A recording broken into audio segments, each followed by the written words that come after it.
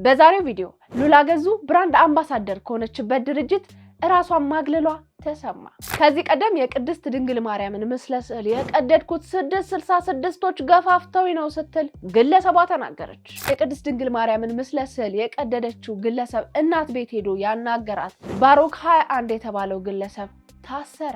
እነዚህንና ሌሎችንም እናንተን ፈታ ዘና ያረጋሉ እንዲሁም ግርምትን ይጭራሉ ብሎም የእናንተ ምክርና ተግሳጽ ይፈልጋሉ በያሰብኳቸው ቪዲዮዎች ሰብሰብ አድርጌ ከቻሳ በኮረኮን ቻሳ ብዬላችኋለሁ። ወዶቼ እንዴት ናችሁ? እንኳን ወደ ኤፍራታ ቲዩብ የዩቲዩብ ቻናል በሰላም በጤና በፍቅር መጣችሁ። እንኳን ደህና ቆያችሁ። አረፍ በሉ። እንግዲህ እንደተለመደው ይሄ ቤት ምን ይፈልጋል? ፍቅር ይፈልጋል። ፍቅር አሰጣጡ ደግሞ እጅግ በጣም ቀላል ነው። ሰብስክራይብ የምትል ሞንደል ያለች አማራባት በተናለች እሷን ነካ በማድረግ እንዲሁም ላይክ እና ሼር በማድረግ ሐሳብ አስተያየታችሁን ደግሞ ኮሜንት ላይ ጻፍ በማድረግ ፍቅር መስጠት ይቻላል። በጣም ላመሰግናችሁ ወዳለው ምክንያቱም 20,000 ገብተናል። ይሄ ሁሉ በእናንተ ነው። በጣም አመሰግናለሁ። ይሄ ቤት ይደግ ይለምለም የምትሉ ፍቅራችሁን መስጠታችሁን ቀጥሉ። ትመቹኛላችሁ። ወደ ቪዲዮ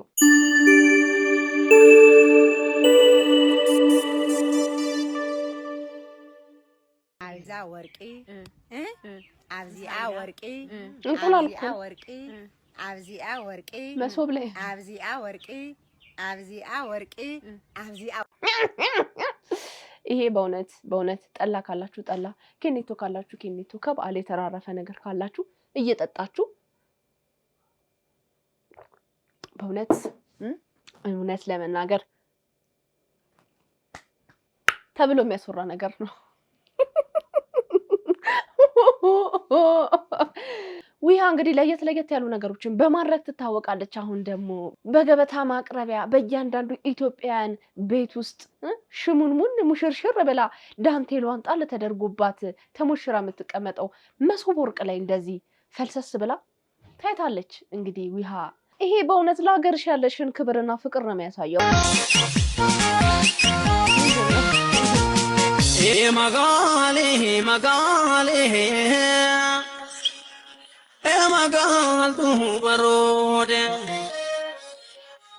ምንድነው? እስኪ ወደ ቻለው ኑሮ ይመረረ ሰው መሆን ዳነው ያስብላል። እንደነዚህ አይነት እኮ ሰዎች በጣም በስተዋል ወገኖቼ። ሳታንዘላዝል ግደለኝ የሚለውን አባባል እንድንጠቀምበት ይከፋፋል። በእውነት ምን ትላላችሁ ጋይስ? ትምህርት ሊጀመር እኮ ነው። ወይኔ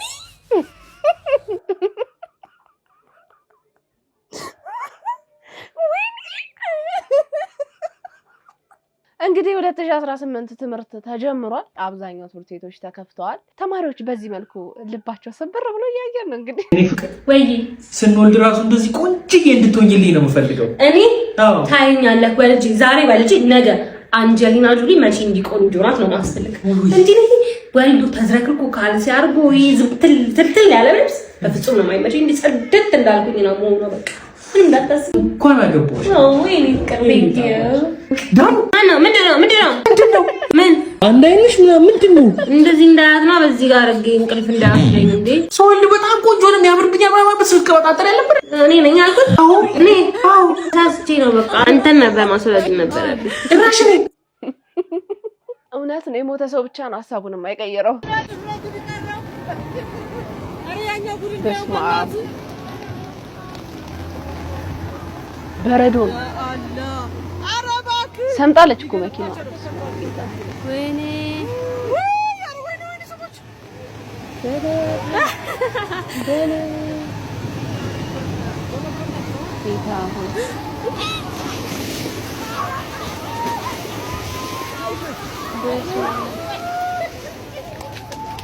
ቦይ ካለፈ የለም ክረምት ነበር ድሮ የሚባለው። አሁን ጭራሽ በመስከረም ፀሐይ ወጣ ማለት ትጀምራለች ብለን ስናስብ፣ በተለይ ደግሞ አዲስ አበባ ውስጥ በጣም ከባባድ የሚባሉ ጎርፎች እየተከሰቱ ነው። ባሳለፈው ሳምንት የሰው ህይወትን እስከ ማሳጣት ድረስ ደርሷል። ባያችሁት መልኩ ደግሞ ኃይለኛ በረዶ የቀላቀለ ዝናብ እየጣለ ነው በአሁኑ ሰዓት። ቀጣይነት አለውም እየተባለ ነው። እንግዲህ ምሕረቱን ይላክልን።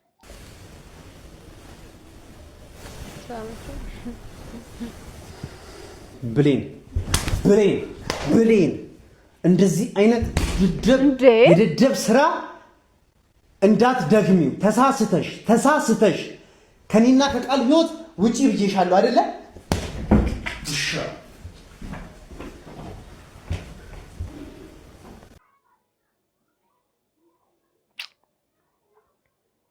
አየ ዩቲዩብ ድራማ መቼ ነው የሚያበቃው? መቼ ነው? ጭራሽ ወደ መጠፋጠፍ ገባችሁ። ሰው አላምን ሲላችሁ ድራማ ነው ምናምን እያለ ሲነቆቁራችሁ ጭራሽ በጥፊ መጠፋጠፍ ብሌኗን በጥፊ ልታጠፋው እንዴ? ያላለፈ ተማሪ 536950 ተማሪ አላለፈም። ይህ ማለት 91.6% ተማሪ ወድቋል ማለት ነው። እጅግ ያሳዝናል። ከ585000 በላይ ተማሪ ተፈትኖ ነበር። ነገር ግን ያለፈው ወይም ደግሞ ከ50 በላይ ያመጣው ከ600 ከ300 እና ከዛ በላይ ያመጣው ተማሪ ቁጥር 48929 ተማሪ ብቻ ነው እንግዲህ ያለፈው። የቀረው 536950 ተማሪ ከ50 በላይ አላመጣም ወይም ደግሞ ከ300 በላይ አላመጣም ማለት ነው። ይህም ቁጥር በፐርሰንት 8.4% ብቻ ነው እንግዲህ ከ50 በላይ ያመጣው ማለት ነው። የትምህርት ስርዓታችን እጅግ በጣም የወደቀ መሆኑን ከዚህ ውጤት እንረዳለን። በዚህ ጉዳይ ላይ እስቲ እናንተ ሐሳብ ምንድነው? ኮሜንት ላይ ጻፉልኝ። ፎሎ ማድረጋችሁ እንዳይረሳ። እንደሰማችሁት ነው እንግዲህ 12ኛ ክፍል ፈተና ውጤት ወጥቷል። የወደቁ ተማሪዎች በጣም ብዙ ናቸው። ካለፉት ውስጥ ጥሩ ውጤት ያመጣ አንድ ወጣት አለ። ማን ነው? እንየው እስኪ። ትምህርት ሚኒስቴር ከሰዓት በፊት በወጣው መግለጫ ላይ የዘንድሮ ዓመት ከፍተኛ የተመዘገበው ውጤት 591 መሆኑን ገልጾ ነበር። ይህንን ውጤት የሚያስመዘገበው ከኋላ የምትመለከቱት ካሊድ በሽር የተባለው ተማሪ ከዶዶላ ኢፋ ቦሩ ትምህርት ቤት ሆኗል ማለት ነው። እንኳን ደስ አለህ ወዳጅ ዘመዶቹም እንኳን ደስ አላችሁ። እንግዲህ ልጅ ያመጣው ውጤት በጣም ደስ የሚያሳይ ነገር ነው። ሌሎችም ሴቶች አሉ። እስቲ የነሱንም እንስማ። እነዚህ ጀግና ሴት ተፈታኞች በአንድ ቃል ግለጿቸው። ከአዲስ አበባ ከተማ አስተዳደር ከፍተኛ ውጤት ያስመዘገቡ ሴት ተማሪዎች እንግዲህ እነዚህ መሆናቸው ይፋ ተደርጓል። ይችኛዋ እህታችን ሃይማኖት ዮሐንስ ውብሸት ትባላለች። እንግዲህ ትማር የነበረው ብስራት ገብርኤል ትምህርት ቤት ሲሆን እንግዲህ በተፈጥሮ ሳይንስ 579 አስመዝግባለች። ይችኛዋ እህታችን ደግሞ ሲምቦ ደረጀ አየነ ትባላለች። ትማር የነበረው ቅዱስ ዮሐንስ ባፕቲስት ደላሳል ካቶሊክ ትምህርት ቤት ሲሆን እንግዲህ በማህበራዊ ሳይንስ 549 አስመዝግባለች። በታላቅ ትጋትና እንዲሁም ደግሞ ጥረት ይህን ውጤት በማስመዝገብ እንግዲህ ለራሳቸው ለቤተሰቦቻቸውና ለትምህርት ቤቶቻቸው ክብር ላመጡት እንግዲህ ሃይማኖትና ሲምቦ እንኳን ደስ ያላችሁ በማለት አድናቆታችሁ ግለጹላቸው። እንደሚታወቀው በአሁኑ ጊዜ የ12ኛ ክፍል ፈተና ማለፍ በጣም ከባድ ነገር ነው። በጣም መስራት ይፈልጋል፣ በጣም ማጥናት ይፈልጋል፣ መትጋት ይፈልጋል። አንዳንድ ሰዎች የድል ጉዳይ ሆኖ አጥንተው ለፍተው ምን ብለው ይወድቃሉ። ለማንኛውም ያለፋችሁ ተማሪዎች እንኳን ደስ አላችሁ። የወደቃችሁ ደግሞ አይዞን፣ ህይወት ይቀጥላል። ምንም ማለት አይደለም። ብዙ መንገዶች አሉ። ህይወት ብዙ ምርጫ አላት። አይዞን። ጃማ ካልከኝ እንጫወታለሁ የወገቤን ልክን አሳይሃለሁ። ጭፈራውማ ያጀኩበት ነው በሊያስተጫወት ጎበዝ ምንድን ነው አሳይ። ልጁ ምን እየሰራ ነው እንዴ? ያላቻ ጋብቻ አሉ እንዴ? አንዳንድ ሴቶች እረፉ ህፃናትን እንዴ! ምን ኩዮችሽን ጅበላብሽ። አዲስ ዓመትን ስታከብሪ ከስንት ዓመት በኋላ ማለት ነው? 10 ዓመት በኋላ። ከ10 ዓመት በኋላ አይንሽን ጨፍኝና ማን እንደሚመጣ አብረኛለሁ። ደስ ይለኛል። ያው እንግዲህ ሜሪን የዛሬ 11-12 ዓመት አካባቢ ነው ያገኘኋት። ተገናኝተን አናውቅም። እስቲ እናንተ ጋር እንደሆነች ሰምቻለሁ። እስቲ ላውራት። ጤና ይስጥልን። ጤና ይስጥልን።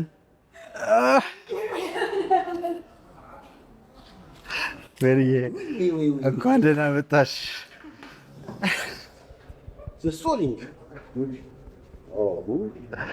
ነፍሴ ደህና ነሽ? አንተ አለሽ? አይገርምም? ተለውጧል በጣም ለነገሩ በጣም ተለውጧል። በስንት ዘመን እንግዲህ ተወዳጇ ተዋናይት ገጣሚ ሜሮን ጌትነት ከ10 ዓመት በኋላ ወደ አገሯ ኢትዮጵያ መጥታለች። አብዛኞቻችሁ ተወዷታላችሁ ብዬ አስባለሁ። ሜሮን ጌትነትን በትወኗ፣ በግጥሞቿ፣ በብዙ ነገር የምናደንቃት የምንወዳት ልጅ ነች። ለረጅም ዓመታት ያው ከሀገር ወጥታ ቆይታን አድርጋ ነበር። አሁን ደግሞ አገሯ በአዲስ ዓመት መጥታለች። በጣም ደስ ይላል። እንኳን ደህና መጣሽ ሜሪያችን። ኢሜል አድሬሴ እዚህ ላይ የጻፍኩት ኢሜል አድሬስ ማለት ነው፣ ፕሮፋይሌ ላይ ያለው አብራችሁ መስራት ለምትፈልጉ ሰዎች እኔ ቀጥራችሁኝ ማለት ነው ኮላቦሬት አደርጋችሁ ፕሮዳክታችሁን ለማስተዋወቅ ለምትፈልጉ ሰዎች ምናምን ነው እንጂ የቤት ኪራይ ክፈይልኝ፣ ልጆቼ ትምህርት ቤት መጣባቸው፣ አይ ዶንት ኬር የኔ ልጆች አይደሉም እኮ ምን አገባኝ? ማን ወለዱ አላችሁ? እንደነዚህ አይነት ራስ ወዳድ ሰዎችን ይዘን ነው እንግዲህ እየተጓዝን ያለ ነው። ምን አገባኝ እኔ ልጆች ቢያሆኑስ የመርዳት ግዴታ አለብኝ እንዴ? ማን ወለዱ አላችሁ? ምን አገባኝ? አንቺ እኮ በምታሳዩ ቪዲዮ በጣም ያለሽ ሀብታም ምናምን ስለምትመስይ ነው። ለካ ስራ ትፈልጊያለሽ አንቺ። ዋው ሰው እኮ እርጂን ልጄን ትምህርት ቤት ማስተምርበት የለኝም ምናምን ብሎ የሚልሽ የምታሳዩ ቪዲዮ በጣም ያለሽ ሀብታም በቃ የሞላልሽ ምናምን ትርፍርፍ ያለሽ ስለሚመስላቸው ነው በውስጥ በነገራችን ላይ የጻፉልሽ። እንደነዚህ አይነት ጥያቄዎች አንቺን የማያገቡሽን የማይመለከቱሽን ጥያቄዎች ለመራቅ አንቺ ራስሽ ስራ ፈላጊ እንደሆንሽ ስራ ፍለጋ ከሀገር እንደምትዞሪ እንደምትንከራተቺ ምናምን የሚያሳይ ቪዲዮ ስሪ አይሻልም? የኔ እናት እንደዚህ ቀብረር ፎለል እያልሽ ቪዲዮ እየሰራሽ ምን አገባኝ ብለሽ ሰዎችን ከምትናገሪ አንቺ ራስሽ የቸገረሽ ሰው መሆንሽን ስራ እንደምትፈልጊ ብታሳይ እንደነዚህ ጥያቄዎች ይነሱልሻል።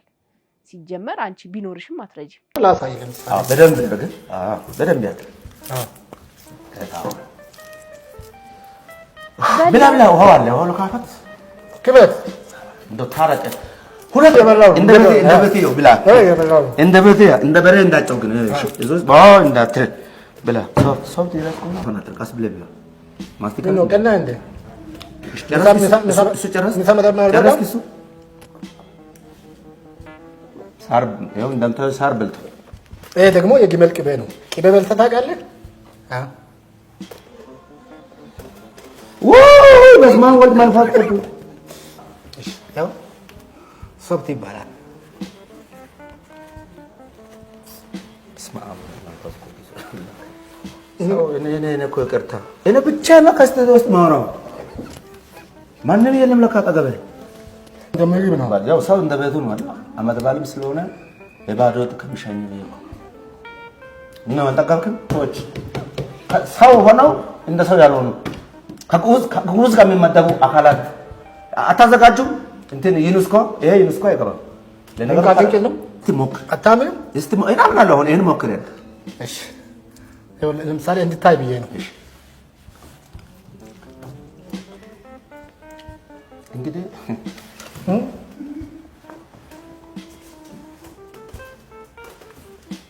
ላስ ስለላተ በበለጠ ደግሞ ያው ለሰላም ነው አንተ ኦሪጂናል ሰይጣን ለቀባብስ የነቢ በአላፍ ሞቷር ምሞ ወይ ተቦ አፈሏል መጽሐፍ እኮ ምን ጉድ ነህ? በስመ አብ ወልደ መንፈስ ቅዱስ አሐዱ አምላክ አሜን። ከእንደነዚህ አይነት አውሬ አትሏቸው ሰው አትሏቸው ምንነታቸው ካልታወቀ አካላት እግዚአብሔር ይጠብቃችሁ። ሌላ ምንም አይደለም። ምንድነው ባንቺ ህይወት ውስጥ የእግዚአብሔር ታምራት የተገለጸበት ሁኔታ? በህይወቴ ውስጥ በየዕለቱ የእግዚአብሔር ታምራት ሁሌም የተገለጸ ነው። ይሄኛው ግን የዘመናት ጥያቄ ነው። የዘመናት በቃ እንባዬ ነው። የዘመናት በቃ ሁሌ አምላኬ ፊት ስቆም ለምን ብዬ የምጠይቀው ጥያቄ ነበረ። ግን እሱ ጊዜ ነበረው፣ ሰዓት ነበረው። ለእኔ ሳይገባኝ እግዚአብሔር በፍሬ ባረከኝና ዛሬ ምን ብዬ እንደማመሰግነው ሁሉ ቃል አጣሁኝ። በቃ ለእኔ የምህረት ዘመኔ ነው፣ የምህረት ጊዜ ነው እና በምህረት ነው እግዚአብሔር የጎበኘኝ። የኔን ነገር የሚያውቅ ሰው የኔን ነገር ያየ ሰው ሁሉ ማለት ነው እግዚአብሔርን ያመስግንልኝ። በእኔ ህይወት የተደረገው ነገር ሁሉ ክብሩን እግዚአብሔር ይውሰድ። ሰይፍዬ ስለ ልጅ መቼም አልነግርህም፣ ታውቀዋለህ። ከባድ ነበር፣ ከባድ ጊዜዎች ነበሩ። ግን በቃ ይህንን ነው እግዚአብሔር ያሰበው ያዘጋጀው። በቃ እኛም ዝግጁ አልነበርን ይሆናል የእሱን አደራ ለመቀበል። ዝግጁ እስክንሆን እየጠበቀ ነበረ፣ ትክክለኛውን ጊዜ እየጠበቀ ነበረ እና ሰው ሁሉ በቃ አይ እሷ ነገር ባለ ጊዜ እኔም በራሴ ላይ ተስፋ በቆረጡበት ሰዓት እግዚአብሔር በፍሬ ባረከኝ እና ሁሉም ሰው የኔን ነገር የሚያውቅ ሰው ወይም የሰማ ሰው ያየ ሰው ሁሉ እግዚአብሔርን ያመስግንልኝ። ከኛ የተደረገ ነገር ምንም ነገር የለም። ልጅ በገንዘብ አይመጣም፣ በዘመድ አይመጣም፣ በስጦታ አይመጣም፣ በሀብት አይመጣም። ልጅ ከእግዚአብሔርና ከእግዚአብሔር ብቻ ነው። እግዚአብሔር በምህረቱ ጎብኝቶ በልጅ ባርኮናልና በጣም ደስተኛ ነኝ።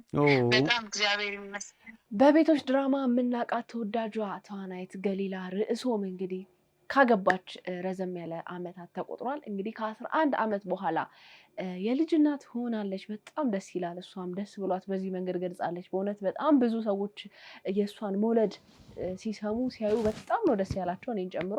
እንኳን ደስ አለሽ፣ እንኳን በፍሬ ባረከሽ። ሉላ ገዙ ብራንድ አምባሳደር ከሆነችበት ድርጅት ራሷን ማግለሏን ተናግራለች። በምን ምክንያት ነው የሚለውን እስኪ አብረን እናንብብ። ውድ ወዳጆቼ ከፊንቴክ ኢንቨስትመንት ፒኤልሲ ጋር BYD የኤሌክትሪክ መኪናዎችን ለማስተዋወቅ የብራንድ አምባሳደር ሆኜ ለመስራት ሂደቱ ተጀምሮ የነበረ ቢሆንም ከየካቲት 26 2017 ዓመተ ምህረት ጀምሮ በራሴ የግል ውሳኔ አብሮ የመስራት ስምምነቱ ሙሉ በሙሉ የተቋረጠ መሆኑን አሳውቃለሁ።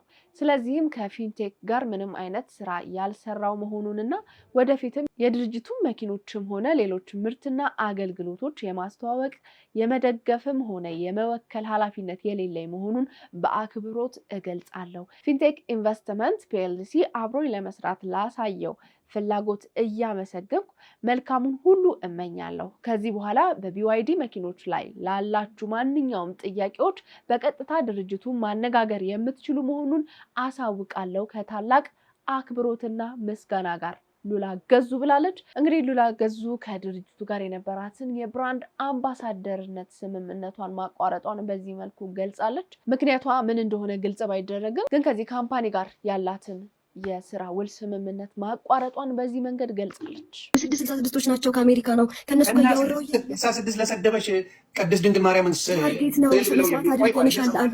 እየሰማሽ እንዴ 666 ለሰደበሽ ኦርቶዶክስ የሚቀበሉትን ስዕላቸውን ጨምድዶ መጣሉ ምን አገናኘው ከ666 ጋር? አምኗት እነሱ አምኗት ዲያብሎስን ነው የሚከተሉት።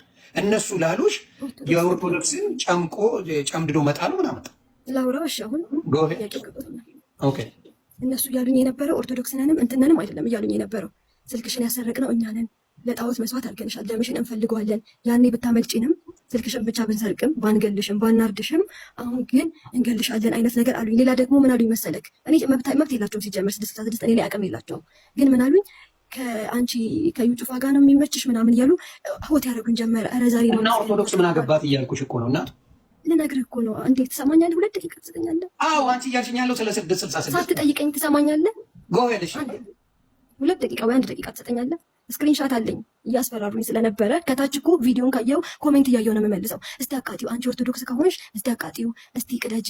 እኔ ሲጀምር ምን እያወራው መሰለክ? እናቴ ገዛቻት የማርያም ምስል ሰማያዊ ልብስ ነው ያላት። እኔ ደግሞ ድሮ ማመልካት መሰግድላት የማርያም ምስል ቀይ ነው ያላት እያልኩ እያስተማርኩ እያለ ሲጀምር አንቺ ኦርቶዶክስ አይደለሽም ሲሉኝ ማሚ ያሳየችውን ፎቶ አንስቼ ይኸው መስቀሌ እኔ ኦርቶዶክስን ወዳታለሁ አሁንም ስላቸው ኧረ እባክሽ አንቺን አናቅሽም እንዲህ መስዋዕት እኮ ሆነሻል ኦልሬዲ አሁንም ደምሽን እናፈሳለን እያሉ ከኢየሱስ ጋር ባይዘው ሴክስ አድርገሻል ምናምን እያሉ ኢየሱስን በጣም አበሻቀጡብኝ። እኔን እንደፈለጋችሁ ስደቡኝ፣ ኢየሱስን ግን ተውት። ቤተክርስቲያንና ኢየሱስን አትንኩብኝ። ማለት ኢየሱስ ከብዙ ጨለማን ያዳነኝ። ኢሞሽናል ሆናለሁ አሁን ስለ ኢየሱስ አውራ። እንደምታስታውሱት ይቺ ልጅ ከዚህ ቀደም የእመቤታችን የቅድስት ድንግል ማርያምን ምስለ ስዕል እየቀደደች ምራቄን ተፋበታለሁ ምናምን የተለያዩ ጸያፍ ቃላቶችን እየተጠቀመች ቪዲዮ ሰርታ ነበረ። ምክንያቷን ደግሞ እንደሰማችሁ 666ቶች ናቸው ለዚህ ሁሉ ያበቁኝ ብላለች። ታዲያ ከዚች ልጅ ጋር በተገናኘ ብዙ ሰዎች አድራሿን እያፈላለጉ እንደነበር ይታወቃል። አድራሿም ተገኝቶ መኖሪያ ቤቷ ድረስ ሄደው እናቷን አነጋግረው ነበረ። እስኪ ቪዲዮን እንመልከት። እዚህ እንደሌለች እዚህ ያለች ይሄ ጉዳይ ሲደርስ ቤተክርስቲያን እየተቀመጥኩ ነው። ስለ ልጅ እንደዚህ ያደረገችው ወላዲተ አምላክን ስዕል የት ነው እንደዚህ ያደረገችው? እዚህ ቤት ነው መሰለኝ። እዚህ ቤት ቦታ የት ነው? አንድ ያሳዩና